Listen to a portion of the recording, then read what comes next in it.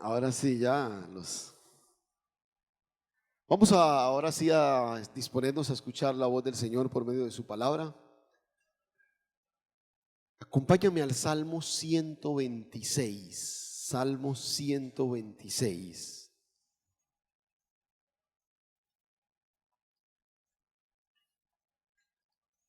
Salmo 126.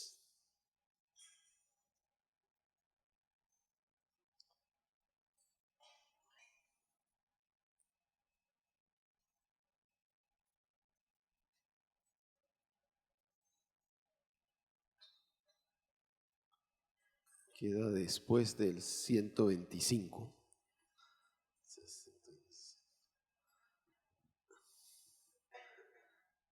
Eso les ayuda ahí para orientación. ¿Listos? Cuando Jehová hiciere volver la cautividad de Sión, seremos como los que sueñan. Entonces nuestra boca se llenará de risa y nuestra lengua de alabanza. Entonces dirán entre las naciones: grandes cosas ha hecho Jehová con estos, grandes cosas ha hecho Jehová con nosotros, estaremos alegres. Haz volver nuestra cautividad, oh Jehová, como los arroyos del Neguet. Los que sembraron con lágrimas, con regocijo segarán. Irán andando y llorando el que lleva la preciosa semilla, mas volverá a venir con regocijo, trayendo sus gavillas. Amén. Este es uno de esos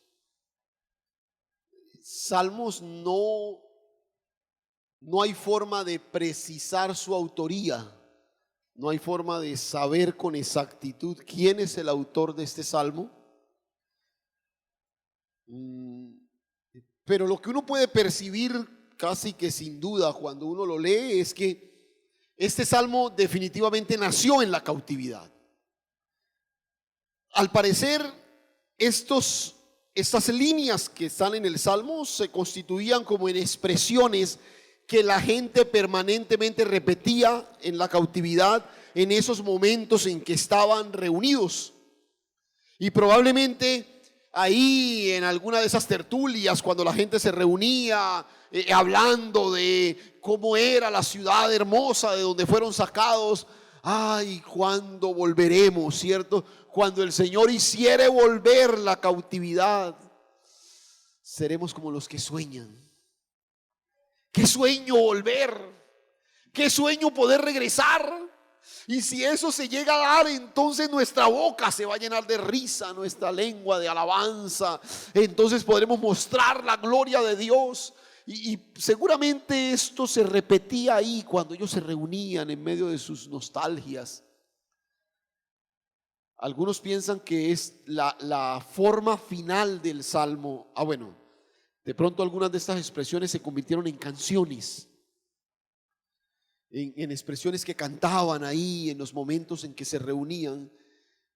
Y hay la creencia de que la edición final del Salmo, en la forma como lo conocemos hoy, la hizo Esdras.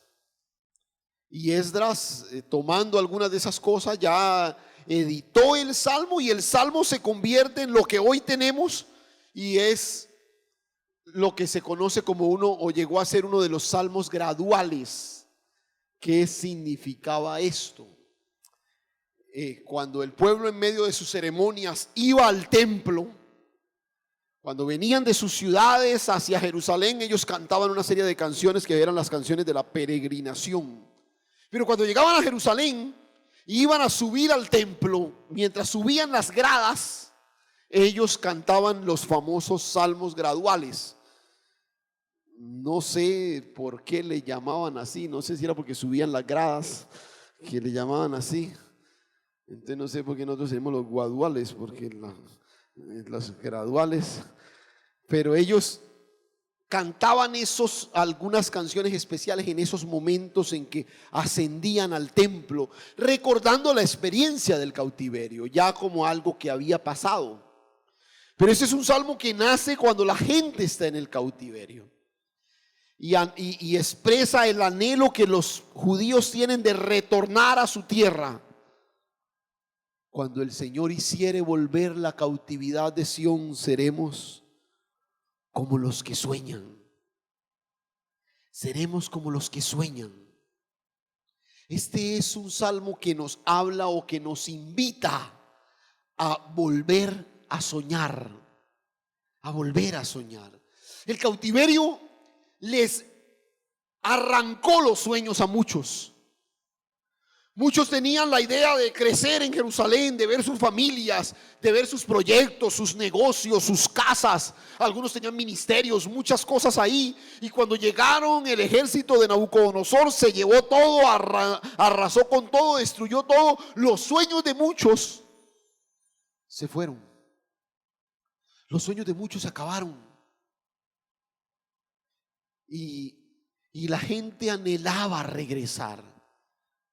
Yo les hablé el domingo pasado de la experiencia trágica de aquellos que se quedaron, el cautiverio para los que se quedaron, pero algunos que fueron, imagínense ustedes de los que se llevaron a Babilonia. Yo les decía, los que estaban en Babilonia no estaban tan mal comparados con los que estaban allá, pero los que estaban en Babilonia tenían familia allá. Los que estaban en Babilonia tenían familiares, tenían conocidos allá. Recuerden que Israel es una estructura tribal, entonces la familia no es solamente el pariente cercano de sangre, sino que familia es todo aquel que pertenece a la tribu. Entonces las familias eran familias muy grandes. Entonces yo estoy aquí en Babilonia, pero el dolor, la angustia de saber que tengo un familiar allá que no tiene dónde vivir porque las casas las destruyeron, porque el templo lo quemaron, porque todo lo arrasaron.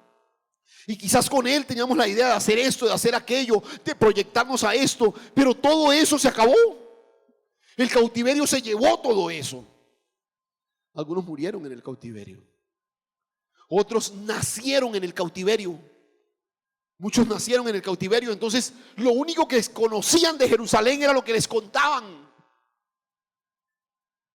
Y de pronto muchos de ellos dijeron: ¿cómo querer ir a un lugar que no conocemos y del que ustedes nos están diciendo que lo destruyeron, que lo arrasaron, que lo quemaron? Vas a pensar en esos chicos que nacieron en el cautiverio y que probablemente después de 70 años ya no eran tan chicos, ¿sí? Algunos 50 años, 60 años, nacieron en el cautiverio. Y entonces, ¿qué esperanza tenían de regresar? Bueno, el que conoció Jerusalén, el que vivió en Jerusalén, el que construyó en Jerusalén, estaba ahí con la idea de volver, pero el que nunca la conoció.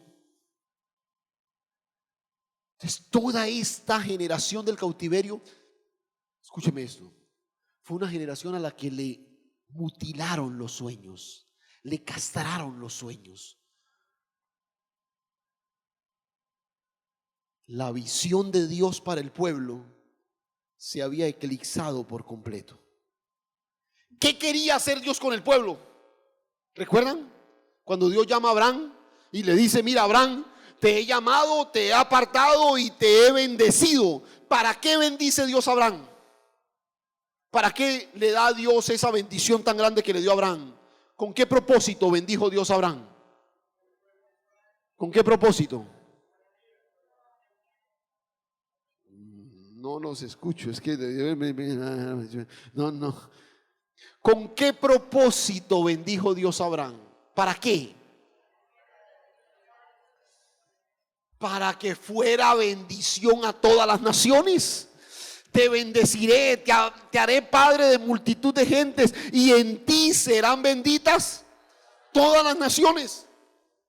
¿Sabe que me preocupa que usted no sepa eso? Porque es que esta es la razón por la cual la bendición de Dios llega a nosotros. Para que nosotros seamos expresión de la bendición de Dios a otros. Nosotros somos un pueblo bendecido para bendecir. Esa es la razón por la cual la bendición de Dios está en nosotros. Para que seamos un reflejo de la gloria de Dios. No nos bendice para nuestra promoción, nos bendice para su glorificación. Y este pueblo había dejado de ser bendición. Este pueblo había dejado de expresar, de mostrar la gloria de Dios. Este fue un pueblo que se redujo a una comunidad pequeña de expatriados, esparcidos por toda la región, por todo el imperio. Por eso esta es una generación que no tiene sueños. Esta es una generación que no anhelaba nada más. Y ahora hay un grupo de hombres ahí en medio de su nostalgia, exclamando: cuando el Señor hiciere volver la cautividad, seremos como los que sueñan. Seremos como los que sueñan. Ellos necesitaban volver a conectarse con la visión de Dios. Y los sueños que yo tengo, necesito conectarlos con la visión de Dios. Porque si no, esos sueños no pasan de ser una ilusión. Sueños sin visión, sin acción, son solo una ilusión. Ellos necesitaban coger sus sueños y conectarlos con la visión de Dios. Y el cautiverio hizo precisamente lo contrario. El cautiverio desconectó a toda esta generación de la visión de Dios. Los desconectó de la visión de Dios. Ojo, iglesia, esas vivencias de cautiverio que Dios permite en ocasiones para que nuestro carácter sea formado, para perfeccionar la obra de Dios en nosotros, para enseñarnos a depender de Él y una cantidad de cosas que hemos aprendido todos estos días, para entender que nuestra porción es Jehová. Esas experiencias de cautiverio, si no nos mantenemos conectados con la visión de Dios, nos pueden sacar de ahí y robarnos nuestros sueños. Robarnos nuestros sueños. A veces usted y yo nos descubrimos más preocupados por el día a día, por lo cotidiano, por solucionar lo de esta cuenta, por el problema este que tengo con el hijo, con la situación aquella que tengo en el hogar, por la riña esta que tengo con mi cónyuge, y estamos todo el día embolatados en eso y en una cosa y solucionando una cosa y otra. Y cuando usted menos se da cuenta, toda su vida se consume en eso. Y está ahí, sumido en un cautiverio invisible. Y lo que esa experiencia hizo es que lo desconectó por completo de la visión de Dios. Y usted tenía sueños y ya no tiene sueños. Con tal de pasar este día, ya con eso es suficiente. Y empezamos a vivir una expresión que es popular, es socialmente muy popular. Empezamos a vivir del diario. Pero no solamente del diario en razón de la cifra de dinero que cubre, no. Del diario es que no tenemos nada más allá del día a día. Ay, que este día pase, ¿cierto? Y el mañana será otro día, pero mañana es otro día que también estamos rogando que pase, ¿sí? Para que mañana sea otro día que también estamos rogando que pase. Y ahí estamos toda la vida consumidos en eso. Entonces, si usted se da cuenta, esas experiencias que han hecho nos han desconectado por completo de la visión de Dios. Ese cautiverio estaba haciendo que toda una generación dejara de soñar con lo que Dios le prometió al pueblo en Abraham, con las cosas grandes que Dios les había dicho, con todas esas cosas que ellos algún día soñaron, volver a ser la potencia que fue en época de David, ser la simiente mesiánica, ser bendición a todas las naciones, que el reino de Dios se establezca a través de esta nación. Tantas cosas que eran el sueño de Israel, ahora el cautiverio se las había quitado. Pero reitero, si uno analiza la experiencia de Israel, es mucha de la experiencia que nosotros vivimos todo el tiempo. Por eso hoy quiero hablarte de conectarnos con la visión de Dios, volvernos a conectar con la visión de Dios, no permitir que el cautiverio nos desconecte de la visión que Dios tiene para nosotros. Y este salmo nos enseña algunas cosas fundamentales que necesitamos hacer para evitar que estas experiencias de frustración nos desconecten de la visión de Dios. Y vamos a observar lo que el Salmo nos menciona. Y la primera cosa que es notable ahí, que el texto nos recuerda, Nunca debemos perder la capacidad de soñar. Nunca debemos perder la capacidad de soñar. Cuando Jehová hiciere volver la cautividad de Sión, seremos como los que sueñan. Seremos como los que sueñan. Y mira, una de las cosas que la cautividad se roba es la esperanza, los sueños, las proyecciones. Uno está todo el día en las luchas, en los problemas, en las dificultades y dejamos de soñar. Yo te pregunto, ¿con qué cosas has soñado y que muchos de esos sueños probablemente ya o los reeditaste o sencillamente los anulaste? No, pues sí, yo quería eso, pero eso es 20 años atrás. Ya a estas alturas, ¿ya qué? Pues sí, yo quería conocer ese sitio, siempre, toda la vida quise conocer ese sitio, pero bueno, no se pudo. Compré un video. No, sí, yo quería comprar. Yo soñaba con mi casa de 6 habitaciones.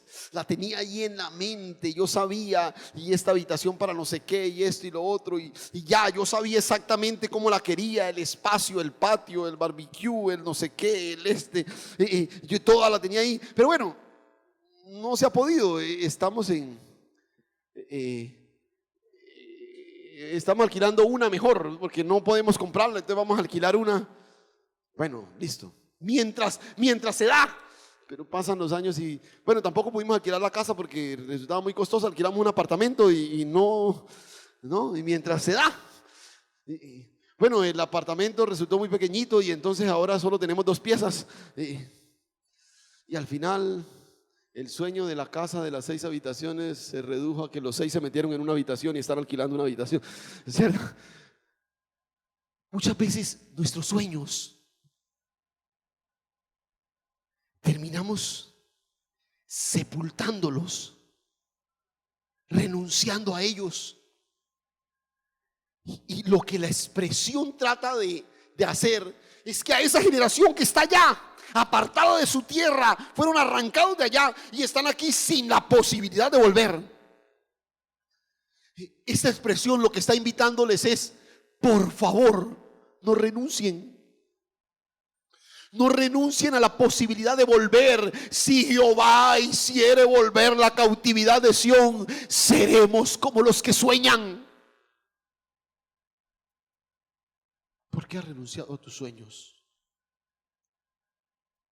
¿Por qué? ¿Por qué sencillamente has sepultado aquello que con tanto entusiasmo iniciaste unos años atrás? Es que me casé con el sueño de tener un hogar así y así. Los sueños que tuviste cuando llegaron tus hijos. Los sueños con que un día te matriculaste en la universidad. Cuando llegaste a la Cámara del Comercio, el registro de tu empresa. Cuando levantaste ese primer capital para iniciar con ese proyecto. ¿Por qué renunciar a esos sueños? Aquí está esta generación, repito, completamente imposibilitados, pero negándose a la posibilidad de dejar de soñar. Muchas veces nosotros hemos desarrollado un estilo de vida como al azar, lo que salga cada día ahí, y nos dejamos que las presiones del día a día sean las que gobiernen lo que nosotros hacemos. A veces hay una expresión por ahí que reza que soñar no cuesta nada, pero es paradójico. ¿Cómo cuesta soñar a veces? En medio de las limitaciones, en medio de las realidades tan bruscas que a veces enfrentamos, ¿cómo cuesta soñar? Y eso de que soñar no cuesta nada, Yo no sé si sea del todo cierto.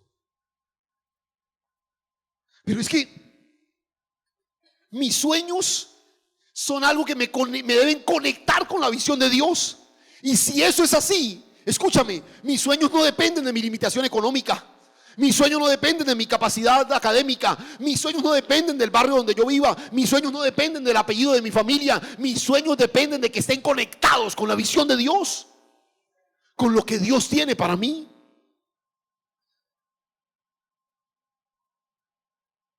Cuando el Señor hiciere volver la cautividad de Sión, seremos como los que sueñan, como los que sueñan. Cuando uno mira la Escritura, puede observar la historia de tantos hombres y mujeres que soñaron con ver el propósito de Dios cumplido en ellos. Viene a mi mente la vida de Caleb. Desde que este hombre, siendo muy joven, entró con aquella compañía de espías a la tierra prometida, ese hombre observó aquella tierra. Sus ojos quedaron extasiados ante la belleza de esa tierra, la belleza de su fruto, sus grandes ciudades, sus hermosos montes. Y desde ese día Caleb soñó que esa tierra sería de él, porque Dios lo había dicho. No era una fantasía absurda de un jovencito, era un sueño que estaba conectado con la visión que Dios tenía para la nación. Sus otros 10 compañeros dijeron que no. El pueblo entero lo reprendió. La gente le dio la espalda. Nadie quiso, nadie patrocinó su sueño, nadie lo ayudó, nadie lo respaldó. Pero Caleb nunca renunció a su sueño. Durante 70 años de peregrinar por el desierto, vio a la gente caer, 40 años, perdón, vio a la gente caer en el desierto. Vio a toda la gente que estuvo con él morir en el desierto. Aquellos que entraron con él, su familia, sus compañeros, todos. Pero ahí en lo profundo de su corazón, este hombre seguía anhelando el cumplimiento de su sueño. Este hombre seguía conectado al sueño de Dios. Cuando por fin llegaron a la tierra, un hombre de 85 años, una edad a la que cualquiera de nosotros diría: ya que vas a soñar a esa edad, ya que vas a anhelar a esa edad, ya que vas a querer a esa edad. Caleb se presenta frente a Josué y le dice: quiero recordarte algo. Ni un solo día de mi vida he dejado de pensar en que Dios me entregó esa tierra. Aleluya. Y hoy quiero pedirte que me la des, porque ese monte es mi sueño en el Señor. Escúchame esto: todavía estoy tan fuerte como el día que Moisés me envió. ¿Cuáles eran mis fuerzas en ese entonces? Son mis fuerzas ahora para la guerra. Dame ese monte del cual Jehová me habló que me daría. ¿Por qué renunciamos a nuestros sueños tan fácil? ¿Por qué el primer tropiezo, la primera dificultad, la primera puerta que se cierra nos lleva sencillamente a sepultar las cosas que un día nos llenaron de esperanzas?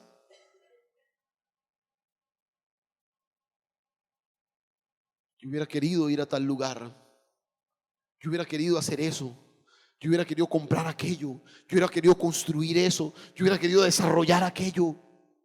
¿Por qué lo hubieras querido? ¿Por qué no te decides creerle al Señor y hacerlo y caminar para ver el cumplimiento de tus sueños? Nuestra boca se llenará de risa. ¿Qué sucede cuando los sueños se hacen una realidad? Y la descripción que el texto hace es toda una descripción de jolgorio, de fiesta. Nuestra boca se llenará de risa, nuestra lengua de alabanza. Porque los sueños tienen eso. Entonces tú estás pensando: bueno, yo sueño con conocer tal sitio, y el día que esté allá voy a estar tan feliz que voy a decirle: gracias, Señor. Y es indiscutible. Cuando uno tiene la oportunidad de ver paso a paso hecho realidad sus sueños, en forma espontánea, la alabanza y la gratitud salen de nuestros labios.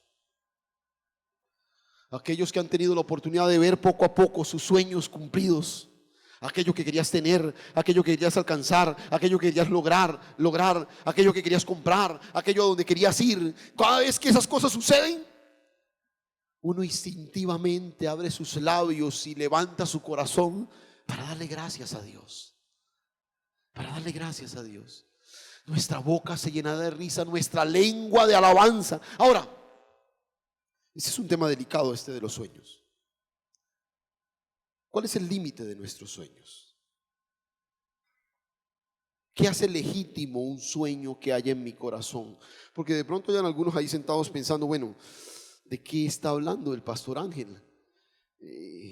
Ya entró en la onda de estos motivadores y que esto y sueña y reclama y todo lo demás.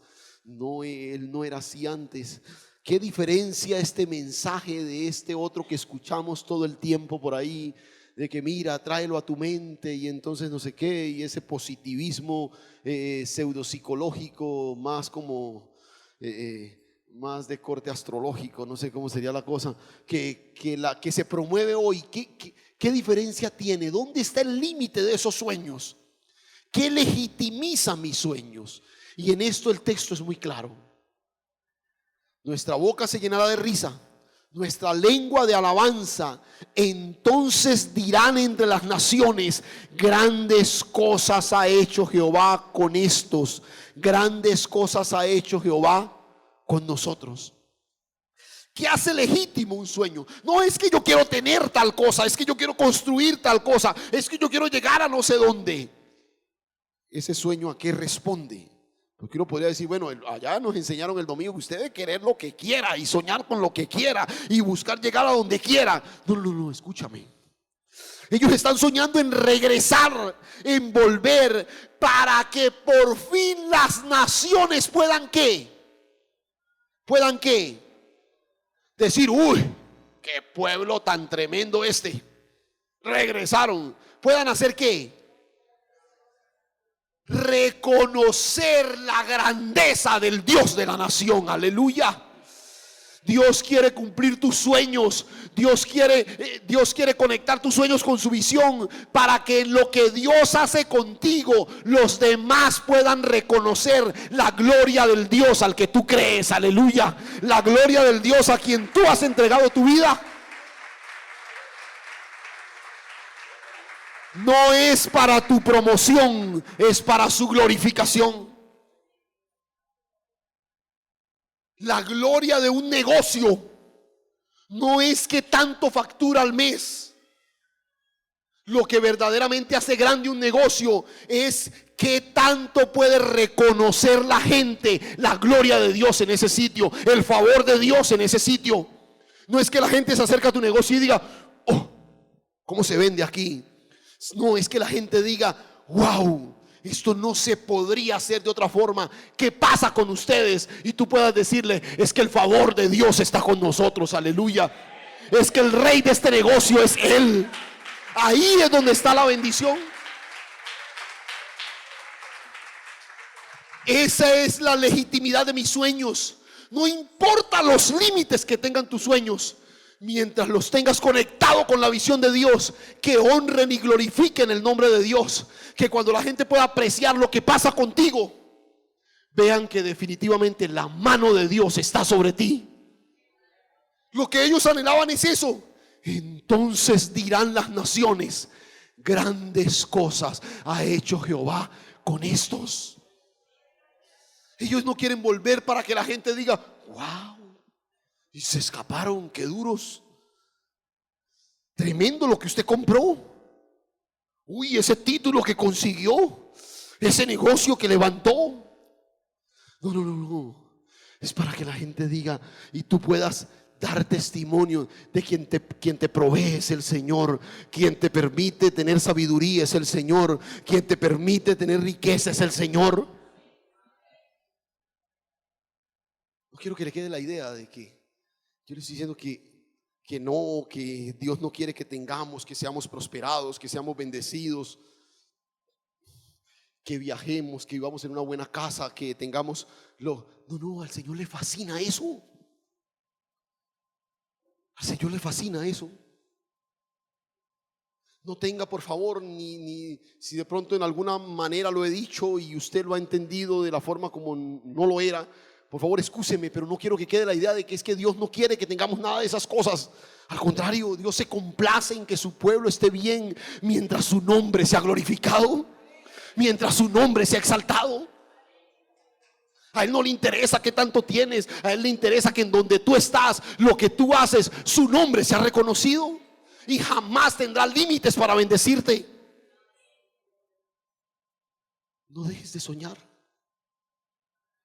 No sepultes tus sueños. No le des a tus sueños el tamaño de tus recursos. Dale a tus sueños el tamaño de la visión de Dios. ¿Qué podía aspirar regresar a un pueblo completamente disminuido? ¿Cómo podían volver a reconstruir aquella ciudad? Pero ellos no están pensando en el tamaño de sus recursos. Ellos están soñando de acuerdo a la grandeza de su Dios. Aleluya. Sueña con cosas grandes en el Señor, pero nunca las desconectes con la visión de Dios. Nunca debemos perder la capacidad de soñar. Nunca debemos perder la capacidad de soñar. Ahora, el segundo aspecto que el texto resalta, de un nunca pasamos a un siempre. Siempre debemos anhelar la restauración. Siempre debemos anhelar la restauración. De una expresión que desnuda un sueño, pasan a una oración. Ay, si el Señor hiciera volver la cautividad, seremos como los que sueñan. Nuestra boca se llenará de risa, nuestra lengua de alabanza. Dirán las naciones, grandes cosas ha hecho el Señor. Están anhelando eso. Pero si usted mira el verso 4, ellos del anhelo pasan a la oración. Haz volver nuestra cautividad, oh Jehová, como los arroyos del Negev. Esto es aterrizar los sueños y ponerlos delante del trono de Dios. Ay, qué rico volver. Qué rico volver. Pero ellos se dirigen a Dios. Haz volver nuestra cautividad, oh Jehová, como los arroyos del Negev.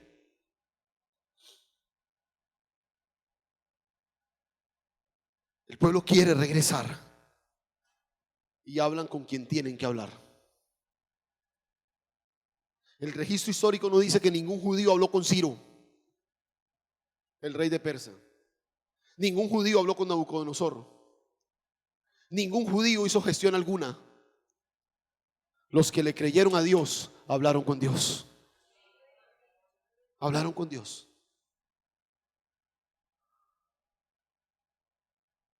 Siempre debemos anhelar la restauración. Ahí estaban en Babilonia. Cualquiera que estaba en Jerusalén les hubiera mandado a decir: vea, no se quejen, denle gracias a Dios que ustedes están bien por allá. Y era de alguna manera comprensible que muchos nunca regresaron. Se conformaron, se acostumbraron, se sintieron cómodos ahí, porque aprendieron ya a sortear las cosas. Pues aquí no hablan hebreo como nosotros, hablan la lengua de los caldeos. Pues aprendamos algunas palabritas y entonces surgió el idioma arameo, que era una revoltura del uno con el otro, y empezaron ahí como a acostumbrarse. Y empezaron ahí pero un grupo de ellos todo el tiempo estuvo anhelando ser restaurados por el Señor. Volver otra vez. Una de las cosas peligrosas que nos puede suceder a nosotros es que nos acostumbramos a las situaciones de postración, de derrota, de opresión que a veces vivimos. Pues sí, esta situación económica es muy difícil, pero venga, yo conozco gente que está peor. Entonces uno se da moral, ¿cierto? Le dice: no, y hay otros que están peor. No, pues yo sí estoy enfermo hace como 25 años, pero hay gente que esta enfermedad se la ha desarrollado impresionante. Y pues, uno se acostumbra a la enfermedad. ¿sí? Y ya, como les he dicho en muchas ocasiones, hasta la personaliza, ¿no? Y este es mi cáncer, este es mío, ¿sí? Hermano, ore por mi hernia, esa es la mía.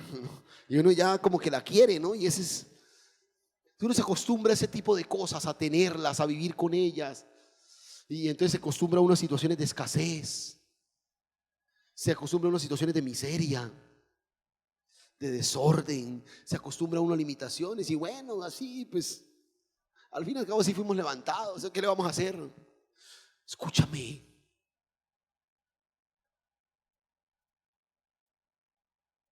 Nuestro Dios es un Dios que restaura para bendición, aleluya. Nuestro Dios es un Dios que restaura para exaltación de su nombre en medio de nosotros. No te acostumbres a tu enfermedad, a tu cautividad, a tu ruina, a tu opresión. Es que aquí en la casa andamos como perros y gatos, pero vean, ya nos acostumbramos, ahí no la llevamos. Nos tiramos pasito. Ya ahí como que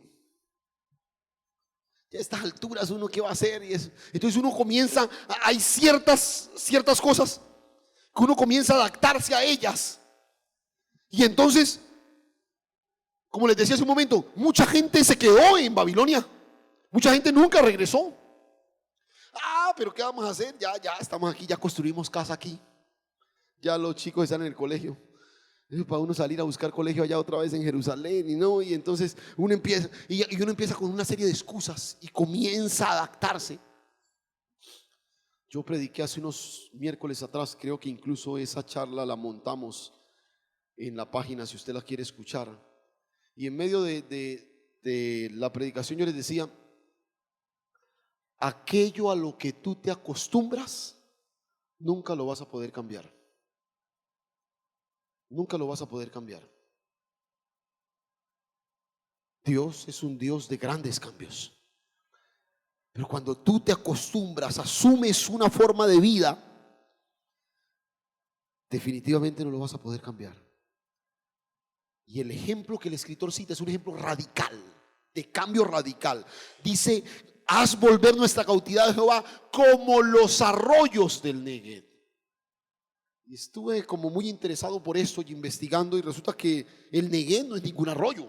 El Negev es un desierto, y un inmenso desierto al sur de Palestina, en la parte sur de Judá. Un desierto inmenso que tiene algunas formaciones naturales y algunas pequeñas, unos pequeños montes alrededor que bordean un desierto que es inmenso. Y pasa algo muy interesante en este desierto, y es que en las épocas de lluvia, esas formaciones naturales que el desierto tiene se convierte, es un espectáculo impresionante de arroyos que se llenan de manera natural cada vez que vienen estas épocas de lluvia. Y ese impresionante desierto carente de vida de un momento a otro se convierte en todo un valle de pequeños arroyos que se entrecruzan entre ellos, y el panorama cambia radicalmente. Cambia radicalmente. Ese árido y seco desierto en esas semanas en que dura esta época del año, de pronto cambia completamente. Y esta es la imagen que ellos tienen ahí. La imagen de esa transformación, de ese cambio que se da. Señor, vuélvenos de la cautividad de Sión como en los desiertos del Negev, como en los arroyos del Negev. Ese desierto que de un momento a otro se convierte en toda una belleza de aguas corriendo de un lado para otro. Eso es lo que Dios hace. Dios es el Dios que convierte los desiertos en fuentes de agua. Aleluya.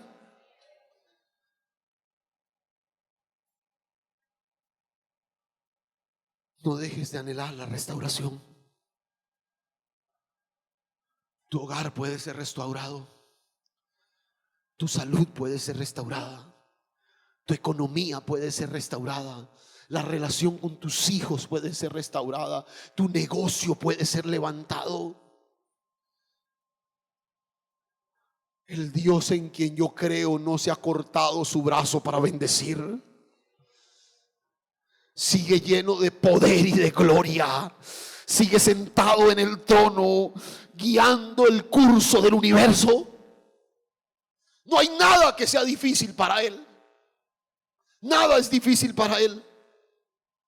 No importa cuántos años has perdido en el cautiverio. No importa tus problemas de enfermedad. Después de 70 años, ¿quién imaginaría que habría la posibilidad de retornar? Retornaron los que creyeron. Retornaron los que soñaron con una Jerusalén restaurada. Retornaron los que creyeron que Dios podía cumplir su propósito con la nación que había escogido. Aleluya. Y yo quiero decirte algo: Dios te ha escogido en Cristo Jesús. Dios te ha apartado en Cristo Jesús. Y he venido en esta mañana para decirte que el propósito glorioso de Dios se cumplirá en ti si decides creerle. Aleluya. Si decides poner tu confianza en Él. Si decides creer en un Dios que restaura.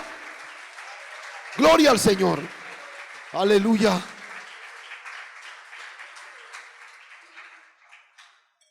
Como los arroyos del Negev. Yo leía de esto y a uno le parece increíble, porque son muchos kilómetros de desierto. Si realmente deseas salir del estado en que estás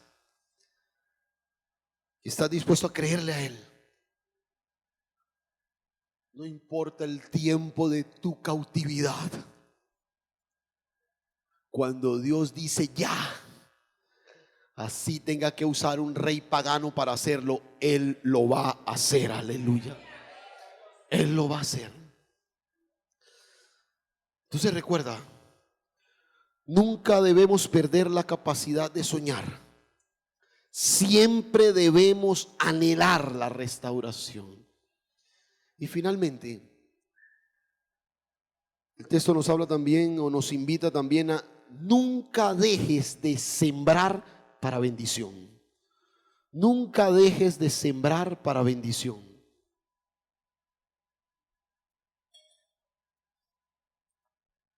Y esta parte final del texto es un poquito extraña, porque uno como que a priori no le encuentra como conexión con el resto. Viene hablando de la cautividad, de los sueños, de retornar, y de pronto dice: mire, los que con lágrimas sembraron, con regocijo segarán. Irán andando y llorando el que lleva la preciosa semilla, mas volverá a venir con regocijo trayendo sus gavillas. Y uno dice: estos versículos parecen saltados de otro pasaje. Pero hay algo especial aquí en esta parte final del texto.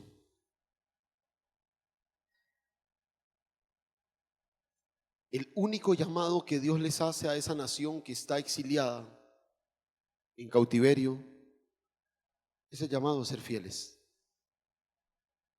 Era el llamado de volver a la ley del Señor, retornar a la palabra. ¿Pero para qué? Si no vemos nada. ¿Para qué si seguimos cautivos? ¿Para qué si la situación no cambia? Y este pasaje que inserta ahí este texto que habla de el proceso de sembrar y cosechar, es sencillamente para recordarnos algo que quiero recordarte en esta mañana en el nombre del Señor. Él es experto en sacar cosas buenas en medio de nuestras tragedias. Él es experto en sacar instrumentos de bendición en medio de nuestras tragedias. Y la ley de la siembra es una buena ilustración de esto. El proceso de la siembra es uno de los que mejor ilustra esto. Cuando uno mira lo que surge en un proceso de siembra, el árbol que a su vez, que después trae el fruto y todo lo demás, las plantas que salen, todo eso salió de una semilla. Ahora, ¿qué tiene que pasar en la semilla para que comience en ella el proceso de germinar? ¿Qué tiene que suceder en la semilla? ¿Qué tiene que pasar? Tiene que morir. La semilla tiene que caer a tierra y tiene que morir. Escuche esto. Es de la muerte de la semilla que surge la vida del árbol. Es de la muerte de la semilla que se da la bendición del fruto. Es de la tragedia de la muerte que surge la bendición de la vida.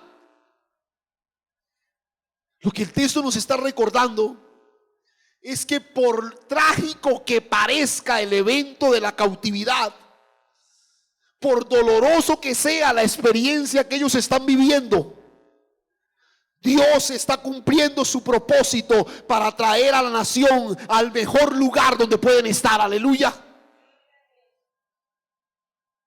El proceso de la siembra me permite ver las tragedias y las dificultades que vivo desde la perspectiva de Dios, del Dios que ha dicho que a todos los que le amamos, todas las cosas, de una forma inexplicable, nos ayudan para bien. ¿Cómo lo hace? No sé, pero Él lo hace. Y en medio de esas tragedias, en medio de esas luchas, lo que está pasando es que la semilla está muriendo para que el proyecto de Dios en nosotros nazca. Cada semilla tiene encapsulada un árbol, una planta. Ahí en la semilla, ahí está. Pero uno ve y desprecia una semilla. Uno menosprecia una semilla.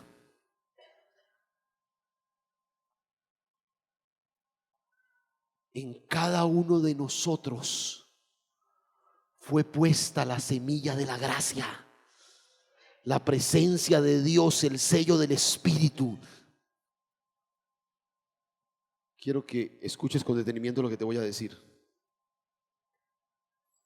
Por razón de la obra redentora de Dios en Cristo Jesús, en cada uno de nosotros está encapsulada la vida de Cristo. Él está esperando, como dice la Escritura, manifestarse a través de nosotros. Tú no fuiste rescatado por el Señor para la tragedia, para la ruina. Tú no fuiste rescatado por el Señor para sueños truncados. Tú fuiste rescatado por el Señor para hacer la manifestación de la vida de Cristo. Aleluya. Para que la vida de Cristo se manifieste en ti. La semilla cae a tierra. El sembrador la echó, la tapó de tierra. Y lo único que a él lo mantiene con esperanza es la convicción absoluta de que ahí hay una planta. Pero ahí no hay nada. Pero él viene y la tierra sigue ahí y no hay nada y no pasa nada y pasan los días y nada. Pero este hombre sigue regresando. Este hombre sigue volviendo. Y quizás el que no participó del proceso no sabe, el tipo está loco. Pero otra vez, él tiene la absoluta convicción de que algo pasó ahí, porque esa semilla fue escogida para ese proceso y él la puso ahí. Y esa convicción lo mantiene con esperanza.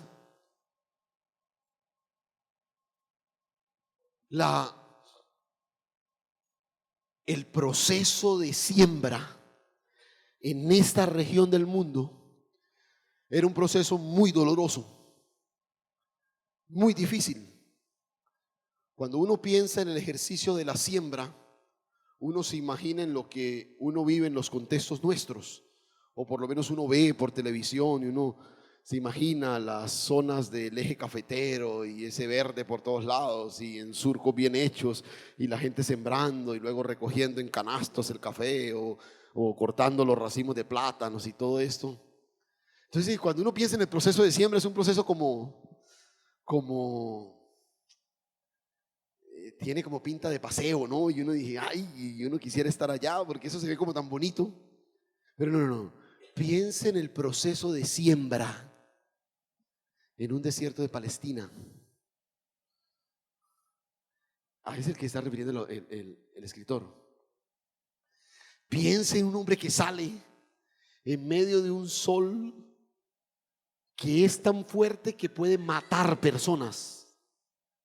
Porque en el texto sagrado hay el registro de un niño que muere en una de estas jornadas de siembra, ahí en época del profeta Eliseo. O sea, piense en eso, en medio de unas tierras completamente desérticas y gente labrando la tierra, arreglándola. La gente tenía que echarse aceite en la cabeza y ponerse unos turbantes. Y cada cierto tiempo venir otra vez, retirar el turbante, volver a echarte aceite en la cabeza. Porque de otra forma la gente podía morir por insolación en una de estas jornadas de siembra. Era literalmente sembrar con lágrimas. Era literalmente sembrar en medio de un contexto completamente adverso. Nada de lo que se veía ahí incentivaba la fe para esperar que eso iba a cambiar. Otra vez, usted tiene la imagen de nuestras montañas hermosas y ve por televisión las imágenes de alguna jornada y uno dice, wow, eso es. Y el solo ambiente dice, aquí esto va, la cosecha va a ser buenísima. Pero usted está en medio de un desierto donde no hay nada y terminó y esto no va a pasar nada. Esa platica o esa semillita se perdió. Sí. Pero la invitación del Señor es a que aquellos que con lágrimas sembraron,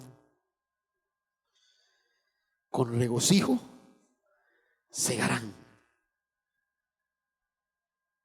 Escúchame, no dejes de hacerlo, no importa lo que veas. Porque el resultado de la siembra no depende de ti. El resultado de la siembra depende de aquel que ha empeñado su palabra en bendecirnos. Aleluya. Él es el Señor del proceso. Él es el Señor del proceso. Ahí donde tus lágrimas han caído, ahí donde tu dolor ha sido evidente, ahí donde tu angustia ha estado presente, ahí también ha estado el favor y la gracia de Dios. Aleluya. Y la bendición de Dios hoy por su palabra nos dice que no importa el dolor, no importa la desesperación del proceso que estás viviendo, los que con lágrimas sembraron, con regocijo segarán. Aleluya. Volverán a venir con regocijo trayendo sus gavillas. Y eran los manojos del trigo, de la cebada que la gente traía en medio de la cosecha, en medio de esos momentos en que se segaba.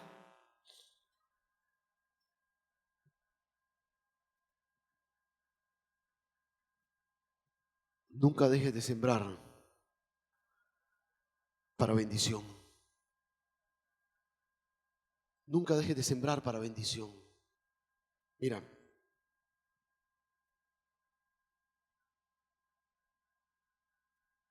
probablemente frente a ti hoy lo que tienes es el panorama de una destrucción familiar. Sigue sembrando la palabra. Sigue creyéndole a Dios. Sigue siendo fiel. Sigue declarando el cumplimiento del propósito de Dios en la vida de tus hijos. Sigue dejando salir de tus labios semillas de bendición. No mires tu negocio, tu familia, tu salud como la realidad desértica que hay frente a tus ojos. Míralo desde la perspectiva de aquel que te ha prometido que aquellos que con lágrimas sembraron, con regocijo segarán. Aleluya. Con regocijo segarán. Tú y yo somos el resultado de ese proceso de ver la tragedia convertida en la más grande manifestación de bendición. Cuando aquel viernes todo el mundo celebraba la crucifixión del Hijo de Dios, cuando unas horas después su cuerpo fue bajado de la cruz y colocado en una tumba. Aquellos que le siguieron, que le apostaron a aquel hombre, estaban presenciando la más cruda de las tragedias.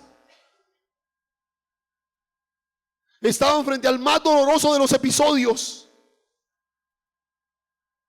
La semilla estaba muriendo. Algo más trágico que eso, que Dios hecho carne en Cristo Jesús, que descendió para traernos la luz de la gloria de Dios, ahora estaba siendo sepultado en una fría y oscura tumba. ¿Alguna tragedia más dolorosa que esa?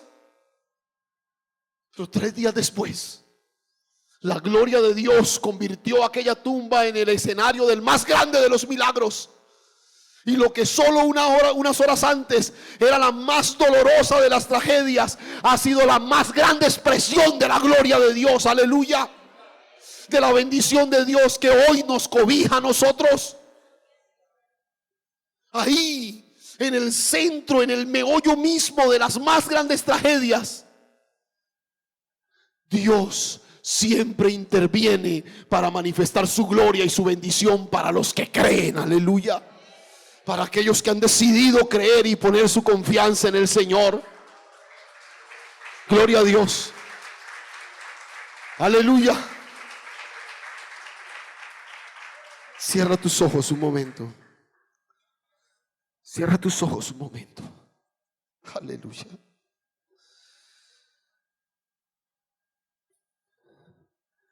Este es el momento de retornar, de retomar nuestros sueños.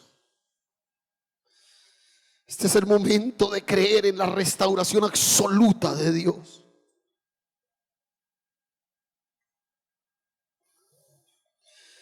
Este es el momento de tener la firme convicción de que lo que hemos sembrado para bendición recogerá frutos para vida eterna. Este es el momento en que Dios nos invita a levantarnos a vivir el retorno glorioso de la cautividad.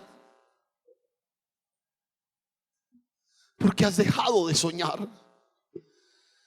Porque renunciaste a aquellas cosas con las que con mucha ilusión empezaste hace algunos años.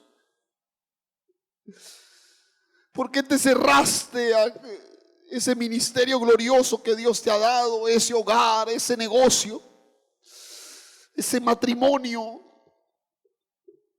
ese proyecto. ¿Por qué?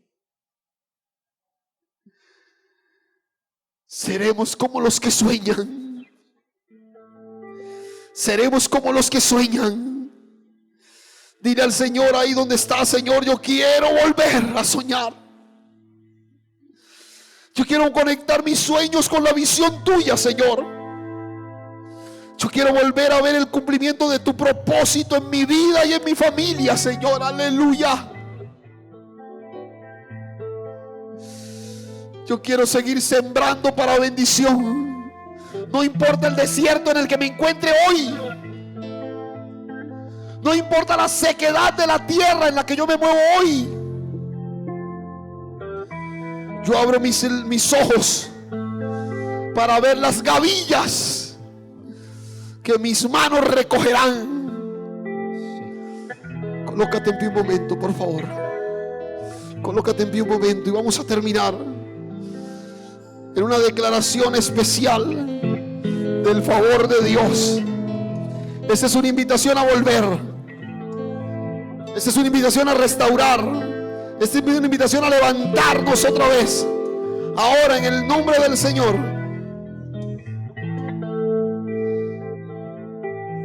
Aleluya.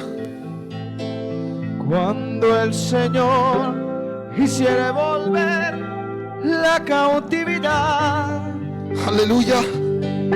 seremos como los que sueñan. Santo, santo, santo eres. Cuando el Señor hiciere volver la cautividad, seremos como los que sueñan.